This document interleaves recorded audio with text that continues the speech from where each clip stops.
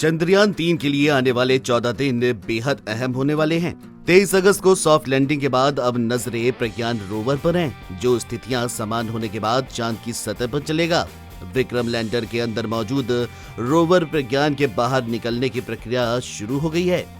Rover और lander से जो जानकारी इसरो को मिलेगी वह 14 दिनों तक ही होगी, क्योंकि चांद को पूरी रोशनी सिर्फ इसी दौर में ही मिलेगी।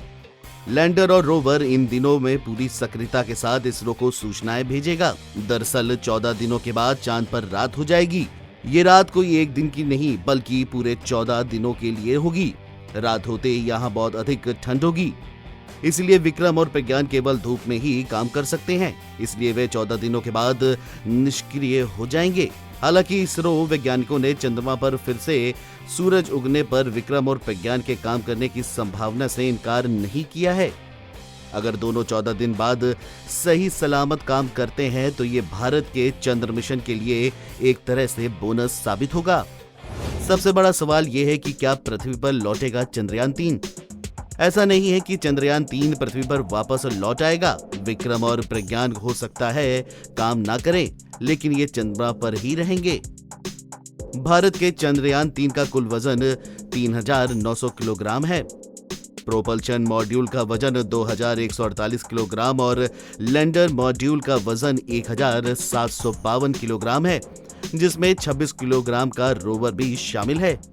इसरो पहले ही चंद्रयान 3 की लैंडिंग साइट की तस्वीरें साझा कर चुका है। ये तस्वीर बुधवार शाम 6:04 पर सटीक सॉफ्ट लैंडिंग के बाद विक्रम के कैमरे से ली गई थी। चंद्रयान 3 चंद्रमा के दक्षिणी ध्रुव पर अपेक्षाकृत समतल क्षेत्र पर उतरा है।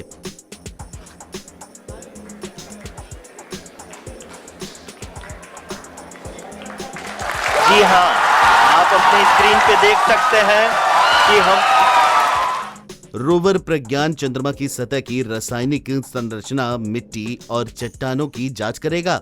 ये ध्रुवीय क्षेत्र के पास चंद्रमा की सतह के आयनों और इलेक्ट्रॉनों के घनत्व और थर्मल गुणों को मापेगा। सबसे खास बात यह है कि इस क्षेत्र पर पहले कभी कोई नहीं गया है। ये पहली बार है जब किसी देश ने चंद्रमा के दक्षिणी ध्रुव पर जाने का साहस किया है। आपको बता दें कि चंद्रयान 3 के लिए अब अगले पड़ाव काफी ज्यादा खास और महत्वपूर्ण रहने वाले हैं।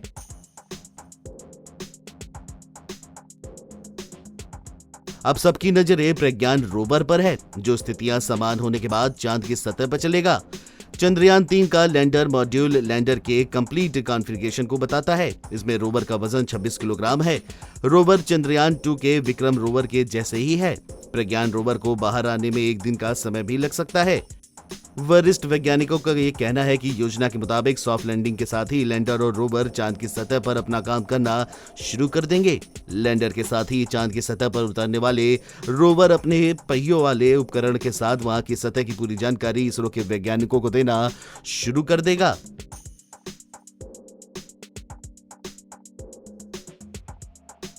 वैज्ञानिकों के मुताबिक सॉफ्ट लैंडिंग के बाद रोवर और लैंडर से जो जानकारी इसरो को मिलेगी वह 14 दिनों तक ही होगी, क्योंकि चांद को पूरी रोशनी सिर्फ इसी दौर में मिलेगी। उनका यह भी कहना है कि रोवर से मिलने वाली जानकारी बहुत ज्यादा महत्वपूर्ण इसलिए मानी जाती है क्योंकि वह चांद की सतह पर जाकर आगे बढ़ता रहेगा।